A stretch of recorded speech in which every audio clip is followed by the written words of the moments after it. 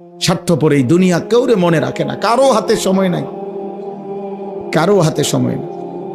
এত বেশি যান্ত্রিক মানুষ, এত বেশি স্বার্থপর, এত বেশি দুনিয়া লুভি, কারো হাতে সময় নেই, কারো হাতে সময় নেই, কেউ হাতে সময় নেই।